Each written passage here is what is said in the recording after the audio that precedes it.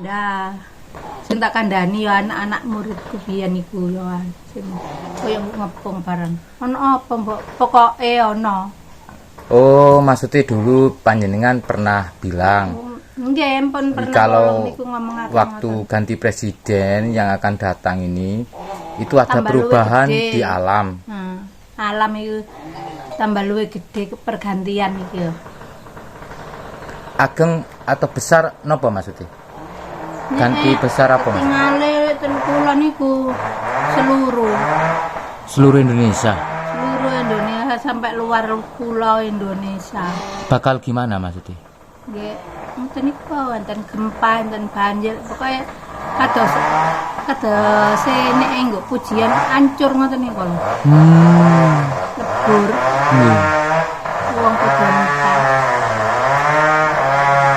Niku kan ceritane wong tuwek-tuwek kan dadi karek mek wong rong jodoh. Nek wong rong jodoh niku mek wong papat ta tengare. Niki perubahane alam niku. Rumiyin nate ditinggalno kula. Dulu pernah diperlihatkan gambaran itu. Gambaran di Sanjange kali Sunan Kalijaga itu dikongkon gawe prau-prauan teko wedik. Wedek niku napa? Wedik iku ya pring dinami ya. Oh, semacam bilik. Nah, Nggih. iku biyen tau. Jadi itu pesannya Mbah Sunan Kalijaga teng jenengan. Jika ngambil ngoten. Disuruh buat perahu dari bambu. Itu apa semacam sebagai syarat saja gitu kah? Ya mestine nek ana banjir kan iso numpak ning kono kan iso tembok kan. Sedia payung. Bambu iku dijajar-jajar kan diikat-ikat ngono Nggih. Lah engko lek ana bahaya teko kan iso. Nah, Maksudnya itu mungkin secara keseluruhan ataupun secara umumnya sedia payung sebelum hujan, gitulah maksudnya nggih. nggih. Tapi niku pun suwe banget niku. Wong waktu kula ketok laser niku kan terbelah dadi 4 niku. Jadi Indonesia iku besok iku iso terbelah dadi 4. Innalillahi wa inna ilaihi raji'un. Tenang. Ngene kula mboten patek wani ngomong niku. Ngene dirungokno wong-wong lho. Ya gak apa-apa, Mak. Maksudnya kan ya tadi loh, sedia payung sebelum hujan. Artinya itu kan sebetulnya kan ya tidak harus kan iso gawe perahu. paling tidak gini. Paling tidak meskipun itu tidak tidak pasti terjadi, paling tidak itu ketika ada teguran kan Mak. Itu pasti. Jogo-jogo. Nah, iku pasti, tapi aku iki ngomong kok dilokno wong sok tahu. Mergane aku gak sekolah, gak rol iso apa-apa. Pecah dadi papat niku maksudnya apa, Mak? Negara. Negara iki dadi papat besok iku. Dilarani negara dadi papat. Kasih presiden ya monggo presiden ratu ya 4 ta. 4 penjuru. Sanepan mungkin nggih lebih amannya ketika dicerna orang itu mungkin sanepan supados wong saged nyerna lah. Dados papat iku maksudnya piye kan gitu. Mungkin dari sisi tatanane atau dari sisi tradisinya kayak gitu ya. Apa kiblate kan gitu toh. Dari ini saja Mak, sekarang sudah ini Mak. Dari sisi agama, mohon maaf nggih.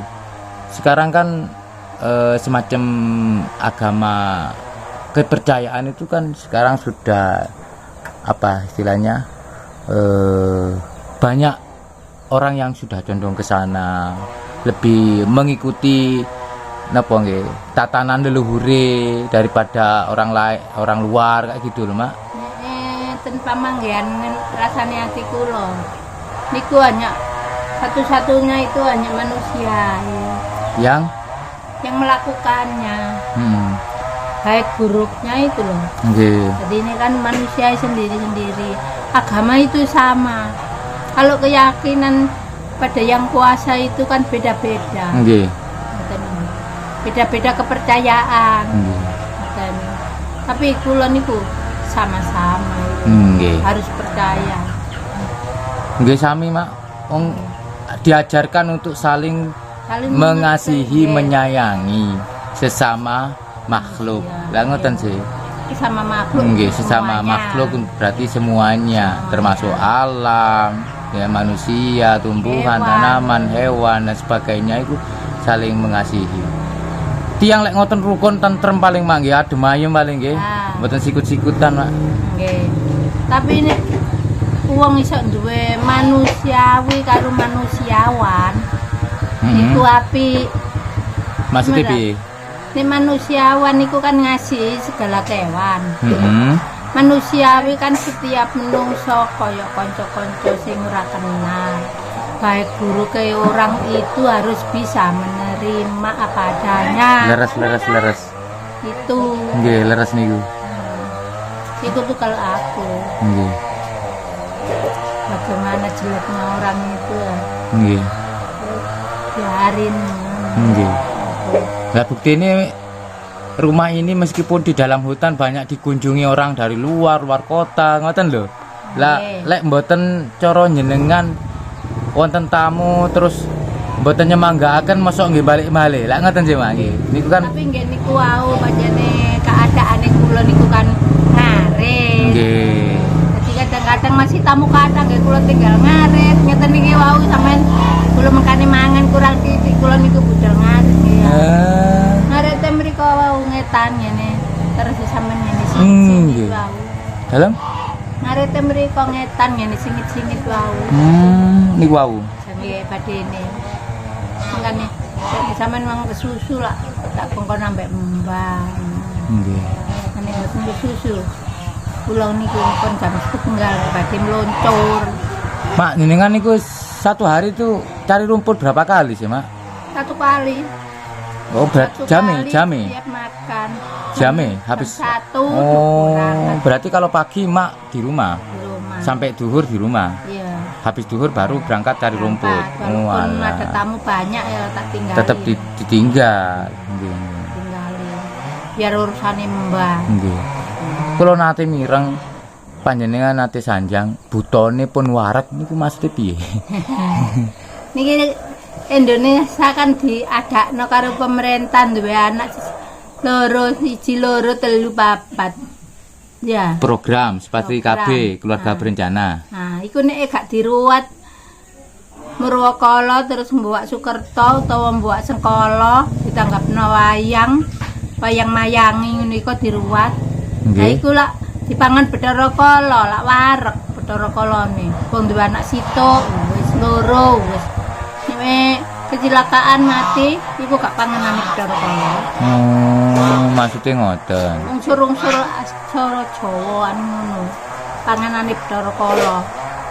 Sampai 1 2 3 4 5 6 sampai 6 7 baru gak panganane. Oh. Ngono, duwe anak sak ngono iku. Wong Jawa biyen. Dongeng, Pak. Oh, berarti Bathara Kala niku cara tatanan Jawane niku Ya, oleh 1 2 3 4 5 6. oh, Nek panganane 5 iku tambah enak wareg. ngoten nggih. Iya lho. Baru kepituwe pun mboten punan. Gak. Wong 5 iku aja diruwat tok. Nggih. Darani Pandhawa 5 iku apa? Berarti tradisi ngeruwat menika ngindari niku asline Mang nggih. Nggih. Oh, alah nggih. Hindari cek gak dipangan Bathara Kala. Nggih. Nah, saiki kan Bathara Kalane wareg-wareg. Iso Soale ngelepek jarang jarang ana wong ruwat sampeyan nggih ora leres. diruwat. Mangkane akeh wong tertimbun. Iku sedarane pira paling akeh 5 Iya. wargane apa gak wareg Nggih. dikrepek. Bathara Kala sampai ngrepek. Nggih. Ngono. Nggih. Nah nek wong biyen duwe anak 1 2 3 sik foto diwayangi. Nggih, Mak. Celukna dalang sejati. Nggih, kula ki ambek nggih anu napa?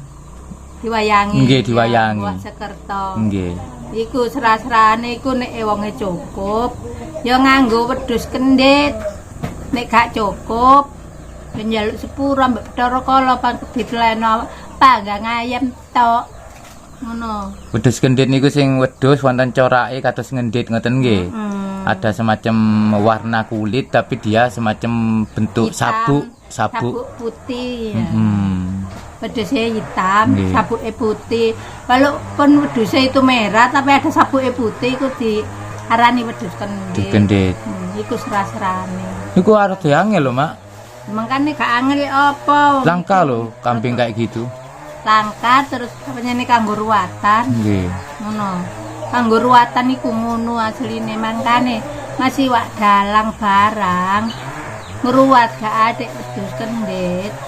Dalange sing dadi ijole mangkane dalange akeh sing mati. Oh. Ada hubungannya nggih lek cara tatanan. Hubungane tatanan. Lek cara tatanan Jawa Kudu itu ada ana hubungannya. wedhus Palih niku, Mak, semacam dalangnya dadi korban nggih. Tapi sebetulnya dalang kiambak niku sampun semerap konsekuensinya. Oh, wis seru. Sampun semerap. Ya gara-gara duit. Bisa jadi kayak gitu. Nah, Terus duit itu kan tadi segala-galanya. terus kedua mungkin dia juga punya penangkalnya. Nggih, penangkale. Penangkale. Tapi ini wong masuk kate hanok detik laleh. Iya, Mak. Ini turu. Nggih. Masuk ngucap. Nggih. Iku apa gak dadi emplok-emplokane cara kala. Ngono. Nggih. Ngono ku. Padang nggih sakjane nggih. Cara napa malih kula ngoten lho. Kuwata sing mboten kula mirengi ngoten lho, Pak. Heeh. Kaya iku mangga angket duwe anak 1, 2, 3, 4, 5, 6, 7 wis gak atik ngruwat. 6 iku kan kadang-kadang iku padha gawan ngono ya. Duduk di paling akeh iku sak keluarga Sekawan. 5. Sekawan gangsal. Nah nek apan ana 6 iku Gawan biasa Gawan. kepetuk rondo, duwe anak 3. kaya Kunti ya, anake 6. Kaya sing jenenge sapa iku? Sinten? Niku. Ken Hatili Atalitariku. Anake Bathara Surya iku lho. Anake Bathara Surya. Lah iku situ Wikarno iku, Karno. Oh nggih. Wikarno anake Kunti kok Sang pewayangan iku. Iya. Ngono lho siji bapak. Iku 6 lah tetep katut. Mahabharata niku, Mak. Heeh. Nah niku nggih. Iya iku. Sinten niku 11. Lho lah yo mek 6 lho iku Pandhawae. Pandhawa. 5 anse. Nggih. 6 Wikarno iku ngono siji bapak. Metu dhisik tapi sing mbarepe Kunti. Dulure Pandhawa 5 ngono. Apal jenengan. Ya ono kane nonton. Nggih. Gelek nonton. Kae niku film. Asline nggo kono iku. Kabeh iku teko leluhur-leluhure biyen kok. Leluhur biyen iku nek gak ono temen ya gak ngomong. Biyen wong nek ngarani kan begebluk, ono begebluk ngene. Wong pancene ono temen. Kan ono ulane taune ngono. Nggih. Iku ya ono sing gawe jamane kala sakmono biyen-biyene ya pancet ngono iku ana sing serati gak saiki gak biyen. Nek saiki sampengane presiden ya padha wae. Ibu-ibu, bapak-bapak sing duwe anak 1, 2, 3, 4 sampai 5 iku nang diruwat. Ya gak dipangan Bathara Kala. Nek ruwatane iku sing sakjane sing dijina iku kudune wedhus kendit. Nggih. Niku kan wonten sing ndungani sih, Mak nggih. Dalange. Oh nggih wonten dalange. Iya wong wayang mayangi kono Nggih, dalange. dalange. Kok Nggih. iku jenenge Mbuak Sukerto, Mbuak Sengkala. Nek karo Sukerto iku ya Sengkala iku. Balak musibah lek ngarane. Nah, kok musibah sih apa ngerti? Balak. Balak ya. Mbuak balak, tolak balak. Nggih, tolak balak. Mbuak tolak balak. Tuh. Lah niku, Mak. Yen napa? Nyelameti kelahiran niku, Mak.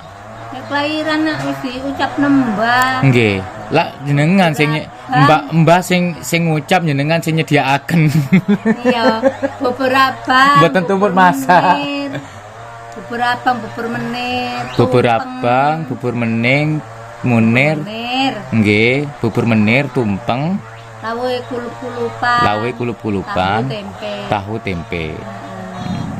Terus niku masake napa pas dinten kelahiran niku. Nggih. Pas dinten kelahiran. Hmm. Utawa malam. Maleme pun masak, Malam kelahiran. malam kelahirane. Nggih. Bancaki niku saged. Heeh. Ngoten. Nggih, nggih. Nek mboten saged maleme nggih esuk ngenten iki Nggih. awan ngenten iki kados kula. Nggih, pas mriki kapan hari itu? Nggih, kita nimbang ngoten niku. Nggih. Nyelameti kelahiran nggih, pas wetone nggih. Dados lek pas wetone niku berarti setiap bulan. Setiap bulan, 1 bulan sekali. 1 bulan sekali, Mak nggih. Nggih. Misale Sabtu Kliwon nggih, ben Sabtu Kliwon, Nggih. ngoten nggih. Yang nglompokno dhuwit ngersek apa ngono. Oh, nggih. Jadi zaman apa ya dibalik tradisi itu sebetulnya para leluhur niku mengajarkan untuk bersedekah Nggih. di setiap 1 bulan sekali. Kelahiran, Tapi kan mak-mak bareng-bareng loh, Mak. Lah nggih. Ya nek apan gak duwe ya nek sik cilik dipancaki bubur Heeh. tok kan tumpenge. Nggih. Kok tek wis dewasa ono tumpenge ngene iku mah. Nggih. Gak oleh lawu iwak. Oh, mboten asal. Yo gak oleh ya lah tahu tempe iku mangko. Kulup-kulupan tahu tempe niku nggih. Purap-purap yo. Oh, Mboten asal malahan. iya. Pakai ikan ayam gitu gak boleh. Mboten asal. Gak boleh nggih. Tempe tahu punan nggih. Tempe tahu tempe tok. Nggih. Taha kali tempe. Ikan taha. Nggih. Tahu tempe tok. Makane zaman riyen niku rukun, Mak. Mergi Terus napa? sampean ya masih gak duwe ya di anak-anakno. Nggih. Yang bancaki anake. Digolek-golekno. Anak sitok ya diwayangi. Saiki gak ono. Wis akeh kok jarene niku mangapa. Mak. Mak niku jenengan lak wadah semerap anu, Mak. Napa nggih? Tanduran-tanduran sing saged didamel obat. Sing kados riyen jenengan pas Ya lah. nggih. Niku lak teruse jenengan niku awale anu, Mak nggih. Saking Mbah Sunan Kalijaga, Mak nggih. Nggih. Jadi padahal Mbah Sunan Kalijaga itu kan sudah wafat gitu. Nggih, nemui arwah padha arwahe. Cukup padha cukup. Nggih. Metuke ditutokno. Kaya kudu keras barang niku. Asline wong lara iku nek kewoan ndelekno tamba iku cukup kudu keras tok. Kudu keras. Nggih, kudu sing Kudu nggo alas. kudu alas namine, kudu alas. Kudu keras. Nggih, kudu keras. Niku Kembang. wohe rada alit. Nggih, alit-alit niku. Nggih. Wungkul-wungkul. Niku wae nek mateng saged ditambah wong stroke kok. Napa Oh. maneh nek sing iso ngelola. Kan nanten minyake niku. Nggih. Kita menambah nuwun stroke. Oh, disuling. Nggih. Ya, diambil minyaknya. Nggih. Niku. Saged niku. Terus ngono witen niku babakane niku godhong bareng niku kenek. Ngoten. Sami kali anu berarti nggih, sami kali kelor berarti nggih. Obat Nggih. segala penyakit. Nggih. Kudu keras. Isih mujarab niku. Gak umum itu, Mak. Iya. Gak umum. Lek kelor pun umum. Aneh iku. Ana isine tak gak mbak kudu keras iku. Wonten. Ana bijine. Wonten. Nggih kados kudu ngoten niku. Ka bijine kudu lak gede-gede. Nggih, ki menalit lek niku. Wonten, Mak. Lah niku, Mak. Napa Nek kelor kan larang nyincipno. nggih digodhog. Kerasan iso cukul dhewe. Nggih, liar. Liar. Ku teng Jepang niku kelor niku mahal, Mak. Nggih, dipaki ngoten niku, Mbah. Berarti sing Mahal, larangan Mbah. kudu keras sakjane. Nggih, Kudu saged keras, mawon saged. jenengan menawi pas nganggur ngoten niku Abune niku tambah mandi. di anu apa namanya? Dipernahaken di wadahi plastik ngoten niku. Abune. Yo Nggih, godhonge ya iso duka, Mbak, emak. kembange. Kembange sing penting Mbak digawe teh jarine. Dari kajian kali betul tuh kembange kok metili sing rontok-rontok iku asline Mbah dikongkon jemur. Diumbar resik dijemur terus digawe teh. Ngoten. Tak jumput ngene kaya enggak gawe teh. Nggih. Harum kok. Niku mboten kok sengak ngoten mboten harum. Ambune. Daerah mriku lho, Kuata. Pundi? Segunung. Lah nggih niku kata kembange. Kuata, kudu keras. Wangi ya. Segunung. Kula nate kecelik riyen pas bados putat nggih. Kan persis putat niku. Nggih. Persis putat kucelik, Mbah. Kula pun nyusul jerakan nggih. Sulur nggih, putat. Kula pun nyusul jerakan kula kan bados niku wit putat sing agung-agung. Temuri kok Kuata pun kula. Ternyata kudu keras. Kok persis pol. Padahal niku kena gedamu. Putih putat. Nggih. Saya aku wite putat gak ngerti aku piye wite. Sing nyulur biasa teng pinggir-pinggir lepen niku lho, Mak. Kembangi nyulur ngeten niku lho, abrit. Iku jenenge putat. Nggih, niku putat Iku niku. terus ngono iku. Nggih, biasa teng pinggir lepen. Sering usah kecacil iku apa, Mbah? Putra wali. Gak putat tok. Persis kudu keras niku punan, persis pun godhong-godhonge persis. Niku napa ning pohone nggih persis. Oh nyulur abang-abang. Nggih, Ono nyulur. dipateni, ngene Nyulur. tak siling galengan. Kulane mayon. Iku wit putat ya atine. Nggih. Niku lek wonten sing ukuran kali meter, Wonten sak nyari meter setengah mini Mbak kula riyen batos niku dibekto tembali. Niku sami kali wit wringin lek cara tembali. Kanggo gongsek. Nggih, Kembange dawa-dawa apik ngene, nggih Mbah, boten bungse abang-abang. mawon, Mbak. Di keramataken ngoten. Batos wringin, wit wringin. Nduk dirubungi laler ya, Nduk. Gak nak sida dipangan ta iki. Niku mak nggih kudu keras terus napa malih? Ya kadang, Kadang, nggih. kare bareng ngoten niku terus rigunggung ngoten niku gak damel jamu. Anu niku mak, Putri Malu niku nggih. Putri malu, tok kebo, sukut meniran, sukut teki, sukut bawangan. Sing didamel anu niku mak, sing didamel ali-ali, sing didamel gelang otok. Otok biasa iku, otok sapi ya, Mbah. Napa nggih riyen kok mboten riyen nggih, ngantos sakniki tasih wonten niku. Tasih. Lari-ali didamelaken gelang daging otok. Gak gampang ditrak penyakit. Walah. Kayak tolak balak. Ketolak bala. Nah ini apan udan deres ana glodok ya metik godhonge ngene. Lah godhong otok njaluk gawemu ngono digawe somping dan Nggih. gak ketok. Nggih, Mak. Ngono. Nggih. Terus ane kadang-kadang iku ya jenenge biyen godhong sakmene kok gak ketok. Sing ngono ya tetep ketok wonge sakene godhonge sakmene aku. Ngono sih biyen. Nyangkal lah Ada ibaratnya. tanya. Jadi- Dibanding ke- Justru tradisinya orang dulu, terutama orang Jawa itu kalau menghindari petir, nggih godhonge otok niku. godhonge otok disembelih. Nggih. Ngono piye? Disambat piye, Mak? Sambatane, Mak? Ya digetak lah godhong otak aku njaluk gawemu ngoten niku. Heeh, ya Allah. Terus Sesederhana ngeten, itu. Nggih. Terus sing enom-enom godhonge lak enten muncul enom niku. Nggih. Niku didamel lara weteng ya kena. Wah, enak niku gamelan niku. Dipangan ya Dimakan kena, terus ngono direbus ya kena. Iku nek ge lara weteng. Simbukan, Nek gak waras-waras simbukan ya kena tapi ini ijik kembung lek simbukan, Mak. ijik ampu iku mang. Otok niku. Otok lara weteng nih sing mencret-mencret ya. Tapi simbukan niku nggih kula mboten Godhong percados tapi nggih terbukti Simbukan iku nek Sembuh, kembung. heeh. Kembung, gak iso ngentut Heeh. iku. dibuat sabuk. Digawe sabukan. Sesederhana itu loh zaman itu ya. Zaman itu sesederhana itu. Jaman saiki digelek kabeh kok. Saiki digeleki yo an. Jambu kluthuk, jambu apa ku sing ana isine apa? Apa niku, Jambu Mak? mente. Jambu mente. Jambu kluthuk, jambu mente, jambu kelampok. Terus ngono iku mengko apa ngarani jenenge mengko? Otok. Otok. Iku kena digawe lara weteng. Ya anu nih, Mak, Putri Malu niku. Putri Malu iku digawe kanker. Oh. Ngono.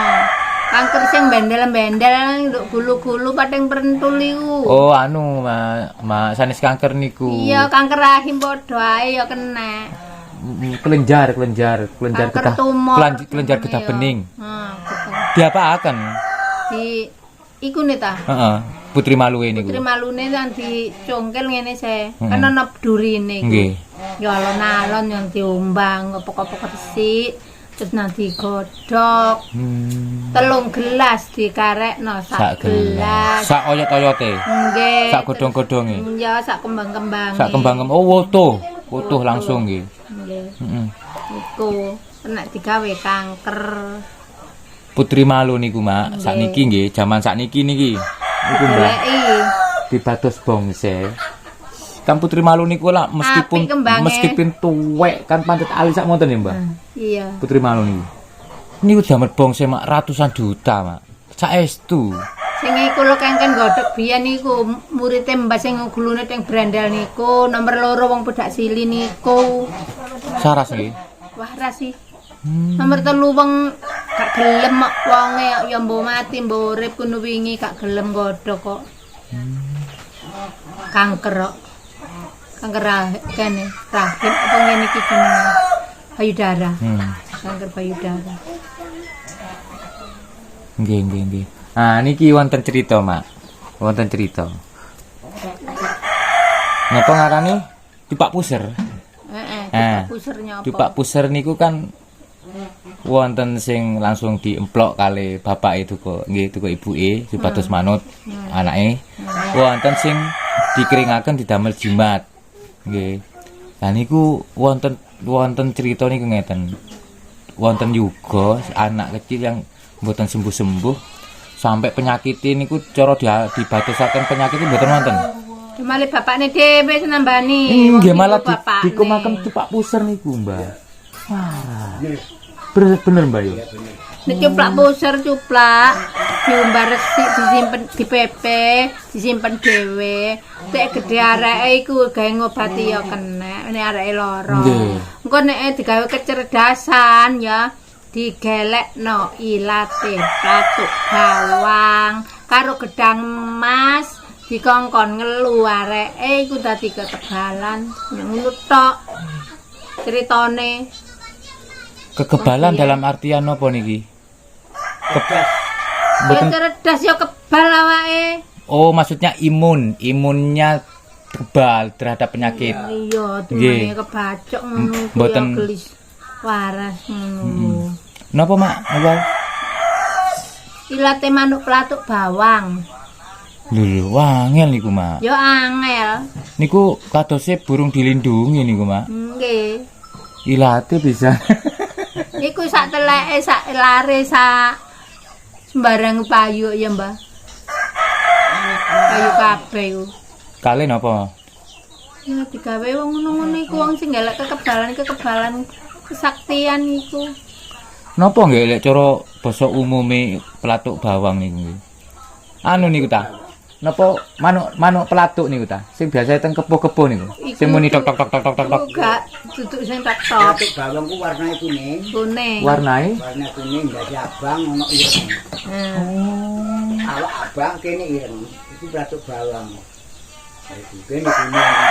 Nek muni ora kok sing tok-tok iku. Dhewe unine. Tapi sejenis. Sejenis. Unine lali wisan ya gak ono muni kok ngene. Mriki tasih wonten. Ngoten niku. Kapanane ono saiki kan. Niku dipundhut ilate. Iya nek petuk manuke. Ndase kanggo Nasi kejimatan. kanggo apik Sleman. Sleman. Kanggo kekuatan. Ya Allah. Ndase. Dadi buntel, Buntel kain putih. kejimat mlaku merak-marik. Iku ndase kaangger. Latuk bawang mengkane kaangger wong. Ditingali. Ya kaangger wong kepethuk. Lah nggih, Mak. Iya. Tapi tahun iki mboten enten. Gak tumon. Saben mriki ganti sak tawar. Iku dhewe iki teko. Tawon gong. Tawon sing kuwete kaya lho Puspa. Gunung Kidul. Lah nggih, tawon Puspa niku ta. Tawon ndas. Benten. Tawon gong. Tawon gong. Oh, benten niku. Sampe sote, gunung-gunung. Nggih mangke, Mbah. Mboten wani sakniki, Mbah. Panas. Hmm. Kuwete pun gak dandeme arek. Apa sing arep iki? Paling kena obah musike Semeru.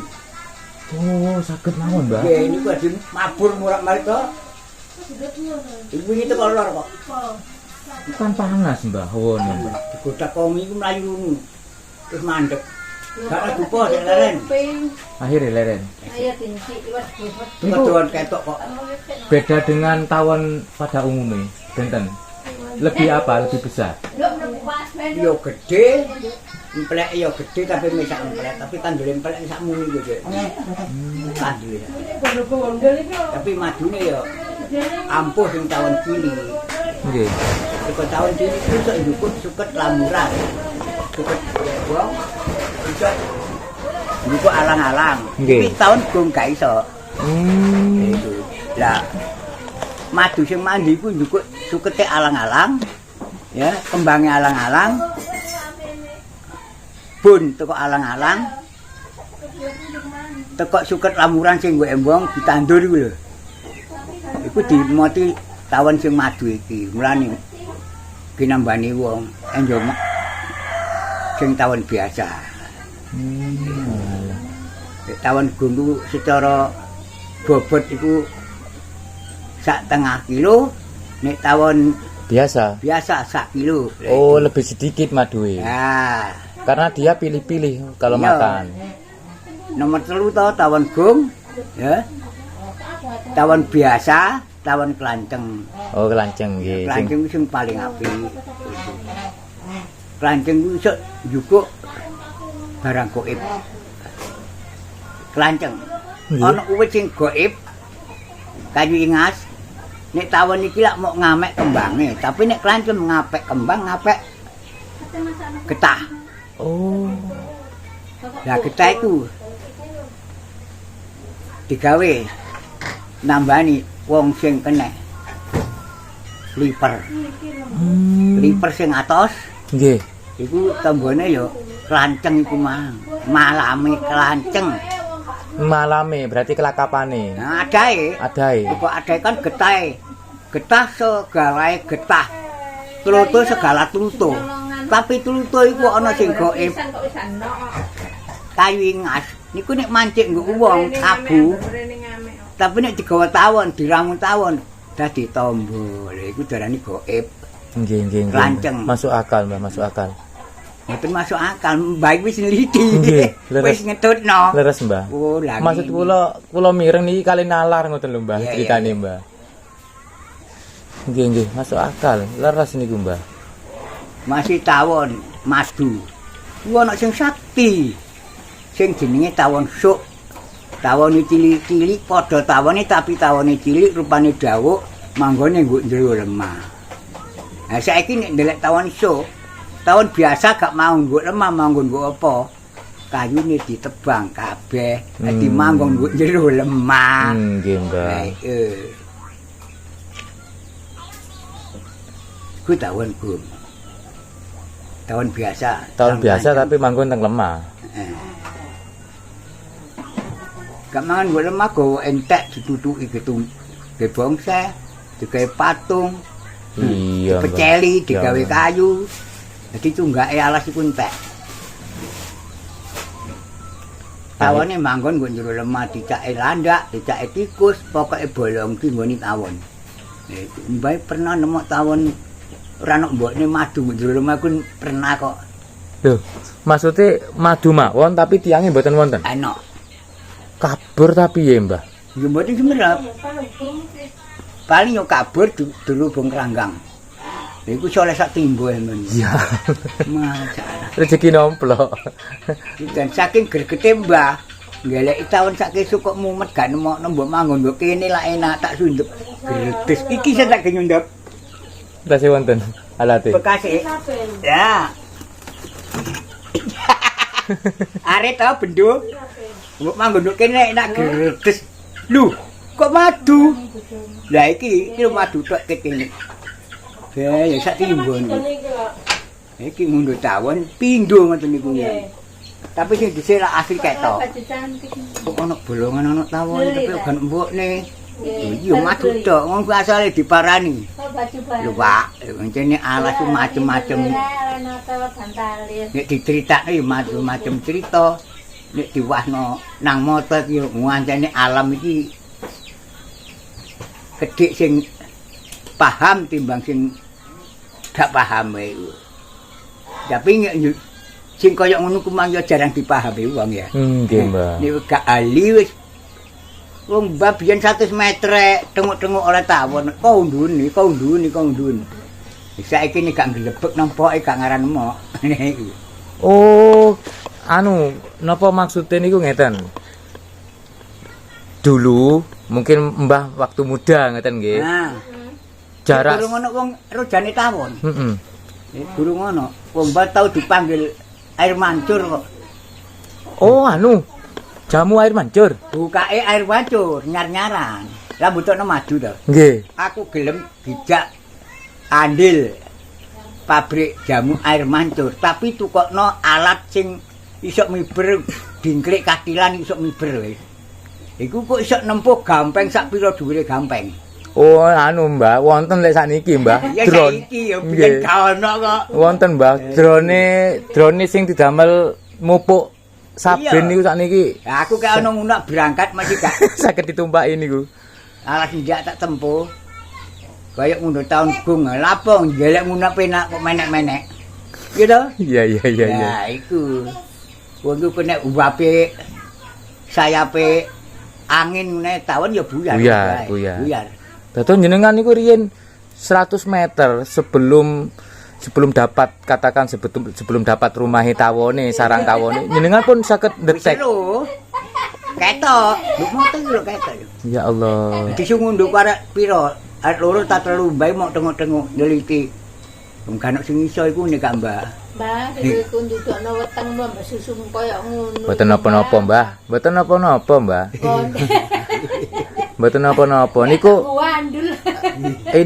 ini adalah sebagai bukti bahwasanya meskipun Mbah itu sekarang sudah berumur 94 tahun, ngoten Mbah nggih? Iya. 94 tahun tapi awake seger buger. Tapi jamune kena ditiru wong. Jamune kena ditiru orang gitu. Lakune, ilmune, pengertene juga kena diteliti mbek wong, kena ditiru. Leres. Iku. Liyane Mbah nggih wis gak ketok. Kopenge ya gak kopok. Ya kopok. Lha iku. Nggih, Mbah. Ya pikun. Nggih, Mbah. Nggih. Nggih. Iku. Mereka teko apa jamune mbahku pait-paitan tok Putra Wali. Dikirim madu. Mek iku tok. Sopo ae gelem jamu pait-paitan langgeng mlakune iku tok. Nggih. Kuat. Buktine Mbah niki. Iya, Kalah namung kalah waja kali kalah rambut. Rambutnya pun mboten sedanten lho putih nyenengan niku. Iya, gak cuman putih belak. Ada sebagian Iya. napa putih niku lho mboten putih-putih blek ngoten lho, Si Mbak. adike mbak wis kaya putih kaya rawon kok.